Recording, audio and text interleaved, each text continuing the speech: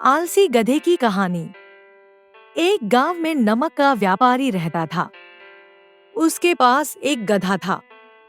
व्यापारी रोज अपने गोदाम से दुकान तक नमक ले जाने के लिए गधे का इस्तेमाल किया करता था।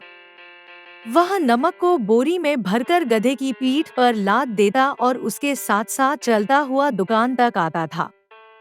व्यापारी का गधा आलसी प्रवृत्ति का था। काम से बचने के लिए वह नित नए उपाय सोचता रहता था।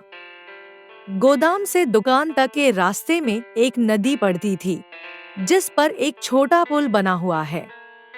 एक दिन नदी पर बने पुल पर चलते समय अचानक गधे का पैर फिसला और वह नदी में जा गिरा। नदी के पानी से नमक की बोरी भीग गई। जब तक व्यापारी ने गधे को पानी से निकाला, तब तक बोरी में भरा बहुत सारा नमक घुल चुका था।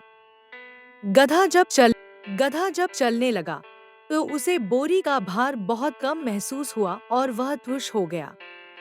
उसने सोचा कि अपने ऊपर लदा बोझ हल्का करने का ये बहुत बढ़िया तरीका है। अगले दिन वह जानबूझकर नदी में गिर पड़ा। नमक पानी में घुल जाने से बोरी का वजन फिर कम हो गया। उसके बाद से वह हर रोज ऐसा ही करने लगा। रोज रोज गधे की ये हरकत देखकर व्यापारी उसकी चालाकी समझ गया। उसने गधे को सबक सिखाने का फैसला कर लिया और अगले दिन बोरी में नमक के स्थान पर रुई भरकर गधे की पीठ पर लाद दिया। रुई हल्की थी। इसके बाद भी आलसी गधे ने सोचा कि क्यों न रोज की तरह नदी के पानी में गिरकर इस वजन को और कम कर लिया जाए। इसलिए वह जानबूझकर नदी में गिर पड़ा। लेकिन इस बार बोरी में नमक नहीं बल्कि रुई थी। पानी में भीगकर रुई का वजन कई गुना बढ़ गया। गधा जब उठकर चलने को हुआ, तो इतने भारी बोझ से उसका बुरा हाल हो गया। उस दिन के बाद से उसने कभी आलस न करने का निर्णय किया।